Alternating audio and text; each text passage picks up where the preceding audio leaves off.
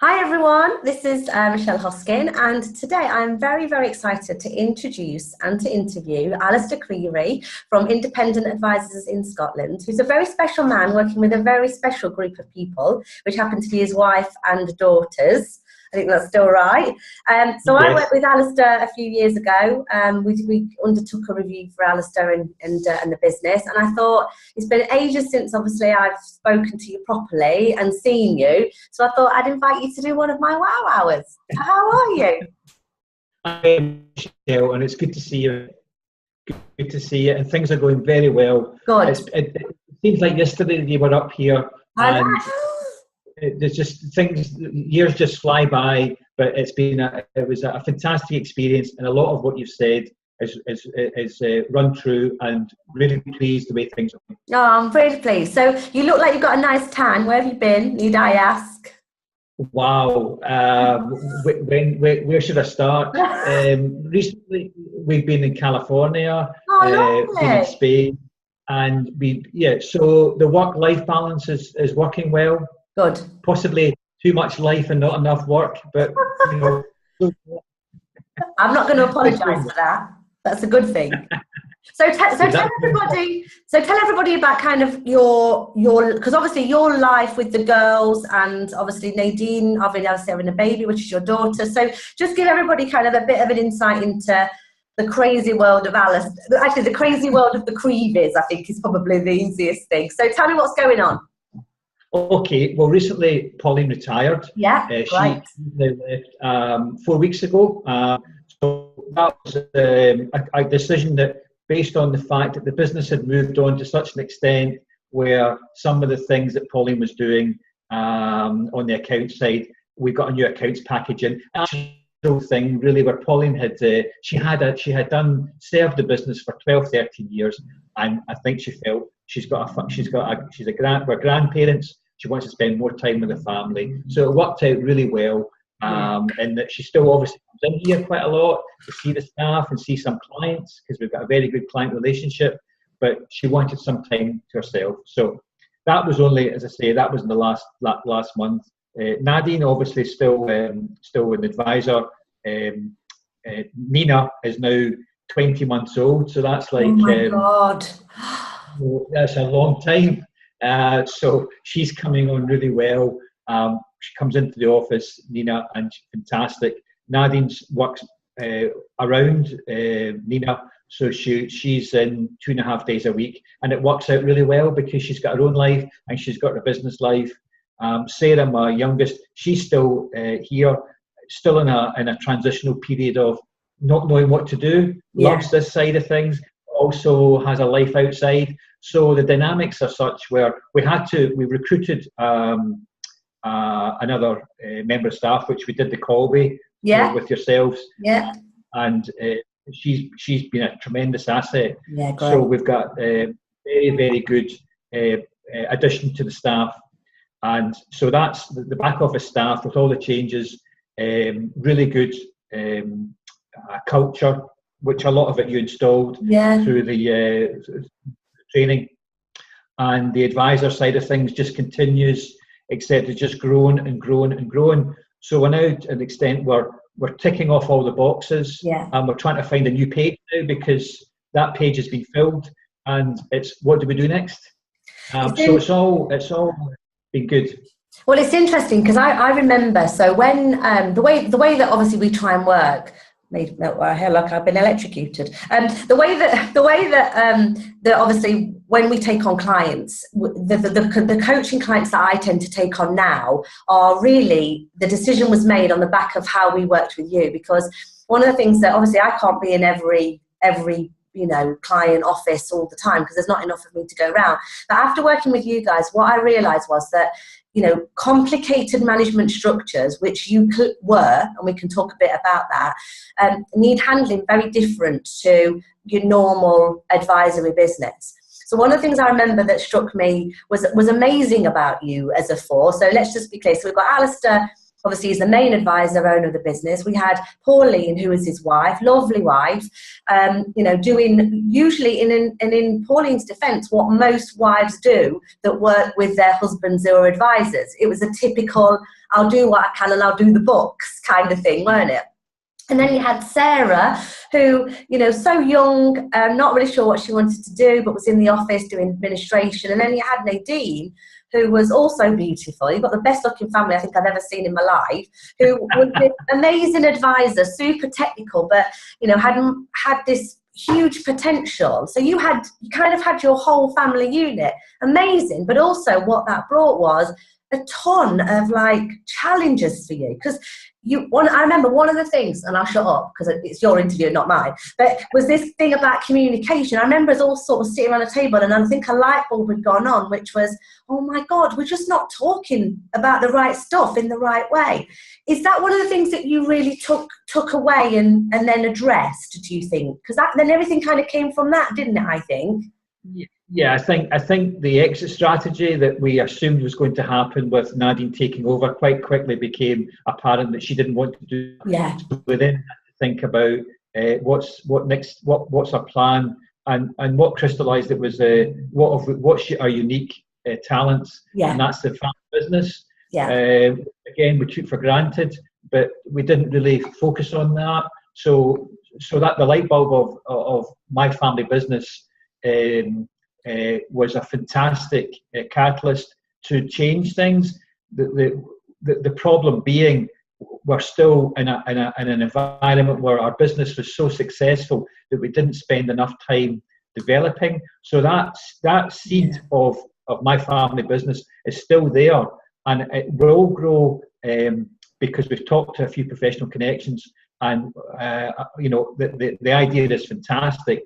But it's just how do we implement it around, this. So the business is set up, we've got that in place. It's now a question of when do we start it properly. So we've got plans in place. The problem being the business has become so successful in such an extent, we're getting headhunted by various consolidators. And we've had, I could write a book on the interaction with different providers. So we're at a stage now of, if I can do that and sell the IFA business, I can then concentrate on what really I love to do, which is deal with family businesses. So just to clarify for everyone, so just because obviously you and me know what my family business was, I really pushed them as a family to really identify who they loved to work with, where did they literally get a buzz, where were they bouncing off the walls, who was sitting in front of them as far as clients. And what we recognised was that as a family business, they were perfectly placed as advisors, and advisors in the broader sense from business advisor, if you like, to support and help other family businesses. And that's where the My Family Business concept came from, didn't it? It was a light bulb where we didn't realise what we were good at. We had an idea, but we didn't put it into a concept of branding it properly. No. So we were really excited about it, and we've talked to a few people about it, and they thought this was a great idea. Yeah. It's just now implemented properly, but we couldn't really implement it because I didn't want it to be another regulatory business. No, absolutely not. It becomes another IFA, because that really dilutes what we want to do is just talk to people about their family businesses. Forget about products. It's deep, getting under the skin. Yeah. So that's what I'm really passionate about, and trying to move away from the day-to-day, boring compliance structure, which has to take place in an IT firm. Yeah. So your concept's great, and we really, when we talk to clients, all they want to talk about is the families, which is fine, because the incidental part is everything else. Well, to be fair, so that's what. Well, if you think about it, our conversation, we probably spent 3/4 of 2 days talking about your family. Yes. Because ultimately, you weren't just a lifestyle business, you were a family lifestyle business, which takes lifestyle business to a whole new flipping level. And it was very interesting, the dynamics of it all. So, I mean, I think, as far as like you focusing on the family business, I think absolutely, you just need to crack on. And by whatever means you can do that, because it's just almost like this amazing like thing just waiting to happen, isn't it? Yes. And now just even talking to you makes me, reinvigorated to focus on it. Yeah. And we're nearly there. We're nearly there. It's just getting the compliance side, the actual bits out the way, independent advisors, so we can move slow. We can't do both because it's just too much. I tried to do both. It just wasn't working. And I would rather just sever my ties on one area and focus on what I really like doing, which is my family business. Yeah. So that's where we are just now. The staff are fully involved, fully engaged, because again, one of the things that came out of the meetings was communication. Yeah. And that we're very open. In fact, a lot of people who come to see us, a lot of other practices, can't believe how open we are. But what that really means is the staff are fully engaged. Yeah. They work. They've got that extra input, and they go that extra mile to do work for us without any push from ourselves. So that we take that for granted, but other practices think that's over and above what we should be doing. Yeah, well, it's interesting. Well, and I see it a lot, and I don't think you were any different. But the fact that you've just made the point about the team and their buy-in is, advisors who are in your position, who are successful in their own right in the lives of their clients, feel like they sit in front of a client every day and give all this amazing advice and tips and tricks and solutions. That actually, when you turn yourself into your business, often I see that you feel like you have to have all the answers internally. And I think one of the biggest things that came out of the review and our time together was actually you've got a group of people who are flipping awesome in their own right, but are sitting there waiting for Alistair to throw them either the scraps of the bits he didn't want to do, couldn't do, or actually was just telling everybody what they needed to do. But you've opened it out, haven't you? You've kind of embraced everybody. Yeah, I mean, we've learned as well, because what we thought some people in terms of supervision, they weren't. But you've got to give people a chance to develop and find their level. So what we have found is that they're all engaged. They all want to work, and they're passionate, which is great. So what we just need to do is get some sort of guidance. Paul, one of the advisors, is now sort of the office manager, and he loves that as well, because it's given him more responsibility, giving him another challenge. With me helping him out. So again, that's helped the office. Well, just also, Nadine, go on, sorry, I was just about to say that obviously I know it's Paul, isn't it? Yeah. Paul, yeah, I forgot his name then. So obviously when we were looking at Paul, and Paul was very operational, his Colby stacked in his absolute favour to do that operations role. Through the conversations I had with him, he was like, yeah, this, give me a bit of that. Kind of, he was always chomping at the bit to get himself stuck in. We did the Colby on him and it supported it. Because I'm backing that up because people who know me well, that having an advisor as an office manager is like the kiss of death, and it's the biggest no-go on the planet, like that you just don't do it. But he was almost in that perfect mid-zone space to do this really well, and he does, and the operation side. So what difference has that made in your business, having him do that? Well, it's given me more time off.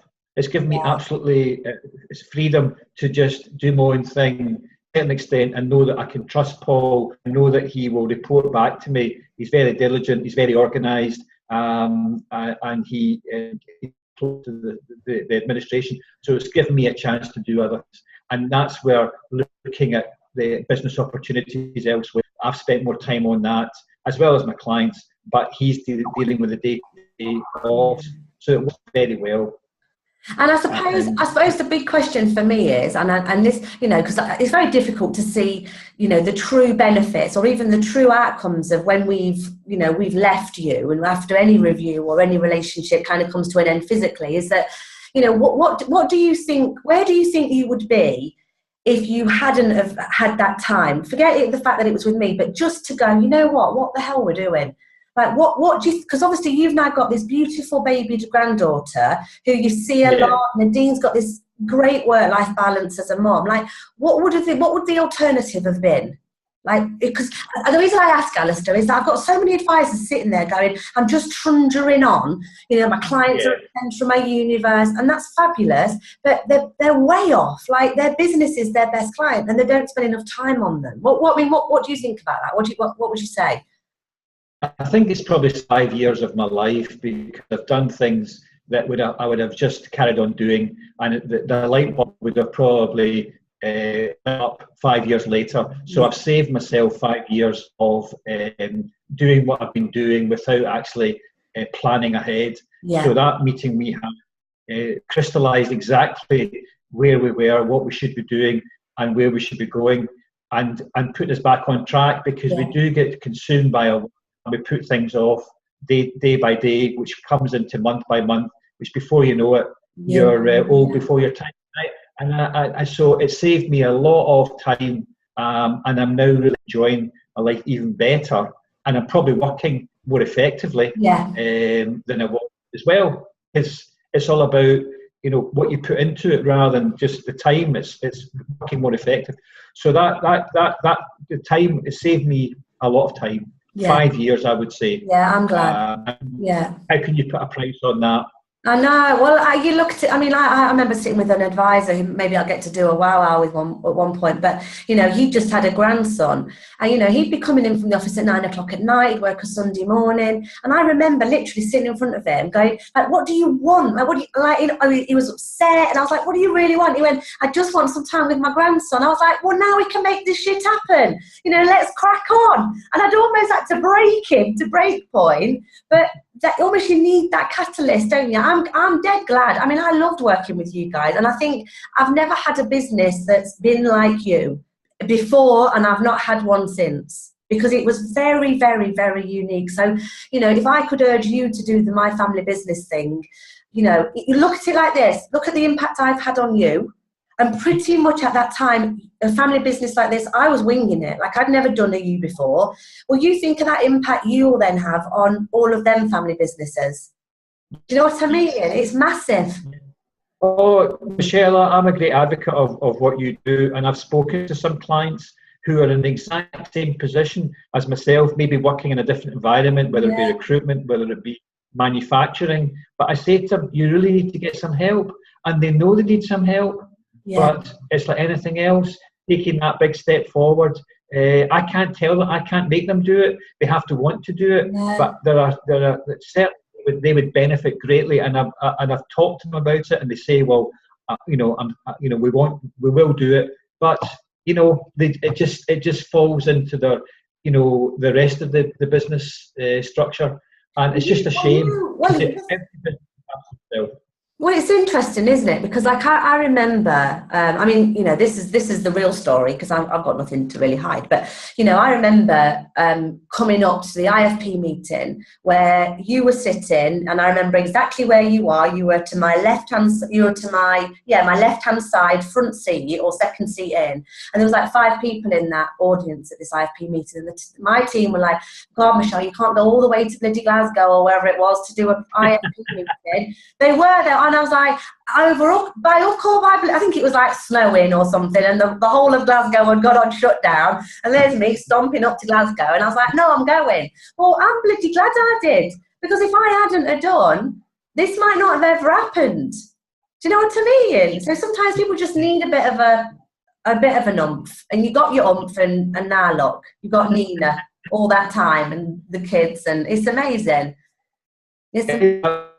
Yeah, I'm really pleased, but I do like to, I'll try anything if it makes me, or whereas some people take exception to analysing their business, or they feel that it might be, you know, a criticism of themselves. I'll look at it as, no, if somebody can help me, then embrace it, because what's the worst that can happen? You know, somebody will give you some views. You know, you either take it on or not. But you know, what you've got is a passion. And I just, you know, from your point of view, I hope it's working.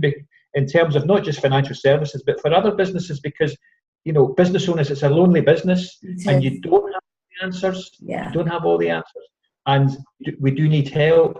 Yeah. Sometimes just have that. And who do you go to? I know. You know, And that's why that's why I keep kind of plodding on, I guess, you know, because I have to leave my little daughter to come and do these, you know, I can't get to Glasgow and back in a day. So she has sleepovers at her dad's and stuff. So it is a big thing. But, you know, this is kind of why I do these little interviews, just to make sure that I'm, you know, what we're still doing is what is still the market. I mean, and on that subject, really, what do you think, you know, the market has in store for itself? Like, financial services massively, not necessarily chaotic, because I don't think it is at the moment. I think it's sort of steadied down a bit, but there's change on the horizon. Where do you think we're going to be in, you know, 5 years' time as a profession and industry? What's your thoughts? I think we'll be firmly fee-based, properly fee-based. Yeah. I think the regulator will clamp down on percentage-based pay, and it will be firmly in the professional side of accountants and solicitors. I think you'll see a lot more youngsters involved as more of the older generation retire, and there's a whole new batch of youngsters coming in. I think we might lose a lot of the personal touch, because we'll become so wrapped up in cash flow modelling, in accounts, and we've lost the actual human factor. And that's just because there's no training, there's no development, there's nothing. There's no forum for that anymore. It just seems to be all technical knowledge, and so I think we might lose a little bit of the passion. I hope we don't, but I think that might be the case. I think they'll see a lot more consolidators, so there'll be small. There won't be as many smaller IFAs involved. I think it'll be larger regional IFAs or the nationals that will provide advice. So I think you either do what I'm doing, which is getting out of the regulatory side and just doing life coaching, or because that's what people want. They're not interested in the products. They're interested in someone listening to them. Now that, unfortunately, we've bundled it together as a package. I think you find in 5 years' time it will be totally unbundled, that you'll have life coaches, call it what you want, consultants that purely just deal with families. And if the family happens to need something, then part of our service will be go and see such and such. You know, like you mentioned, having a suite of services. So I think that what with the traditional IFA will change completely. It's changing as it is at the moment, but it will be larger practice. So we'll miss the human touch, because it will just be purely like an accountant or a solicitor, where you're just getting a delivery of a service. Based on well, it's interesting. Gosh. I mean, that's that's a massive change in itself. I mean, I spoke at the professional paraplanner roadshow. They kicked them off in Birmingham this week, and I actually predicted, you know, through the presentation to these room of paraplanners that, you know, I'll give it 10 years tops, and the financial advisor role, I don't think it'll even exist, really. You'll have planners who are unregulated, deauthorised, and doing the coaching stuff, the life planning stuff, or whatever you call it, lifetime planning. And then you've got these highly technical paraplanners, authorised, qualified, you know, this power relationship, where ultimately they're both playing to their strengths. Because RDR, we lost so many great advisors, you know, that role, because they weren't technical enough to even get level 4, but they were just awesome sales guys who were great at relationships, great at asking great questions, but there was no place for them, and we lost them. It's almost like, you know, they went too soon, sort of thing, in a bizarre way. But there's obviously different sides to it. But look, I mean, you know, I you know, the reason I just was in Glasgow randomly and, you know, knocked on the door and said, is anybody in, was because, you know, I think your little unit, I loved it. Like, I think how you are in your kind of bounciness and this, I almost felt like I needed to slice your head off and take all this stuff out of Alistair's brain, because I think there's still huge amounts in there, and I almost feel you're just massively still untapped as an individual, and that's majorly exciting for me, and it must be for you. It must be. Yeah, Michelle, I love to talk to businesses, and I try and temper what I'm saying, because when I see some of the large organisations, I know they're making big mistakes, and that's not through an ego; it's just through experience, and I can see them making the same mistakes. But they will not listen to anybody, because the organisations employ their own staff to tell them what they want to hear. So they're stuck in this rut of perpetually, you have to say what you have to say on in the company, but it might not be right. Whereas I, from an outside perspective, can say what I firmly believe in for their benefit. I do feel I've got a consultancy model and a lot of experience. Yeah, you have. But at the end of the day, if they don't want to, all my energies will be towards clients. Yeah. And that's passionately what I believe in. I think the problem we've got as well is that there's no forum for, like you mentioned, the IFP, which doesn't exist now because it's been consumed in this new organisation, which again has become more technical, same as a PFS. So we don't have a forum for business-like people to talk about. Yeah. And that's what's missing. It's all about CPD. If I hear that word CPD every time, it's count for CPD. So what you've got CPD is not the life. It's not the most important thing. I know. But that's what people. I know.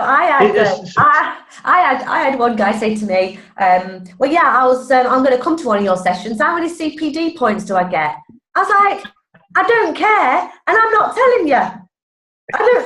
Don't come to listen to me to get your CPD points. Come because you need to listen to what I'm saying."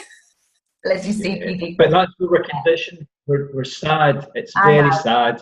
I know. They've lost that ambition because it's just structured now. I know. I still think we've got a chance to save it. We've got a chance to, but it's are they prepared to listen? Are they prepared to be engaged again? Yeah. So will be good for the business. Yeah. Alistair, I've loved having my chat with you. When you see, obviously, your beautiful girls who are absolutely beautiful, Nadine is just beautiful. Please say hello, and obviously to Pauline. I'd love to see Pauline again.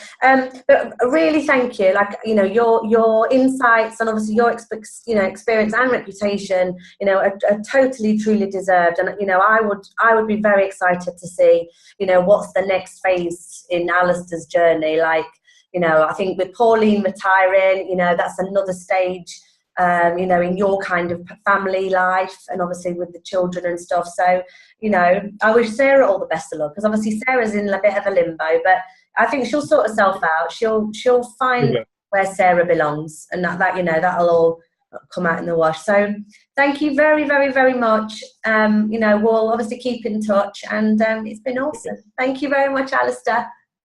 Michelle, thanks for your time, and I'll see you soon. You will. See ya.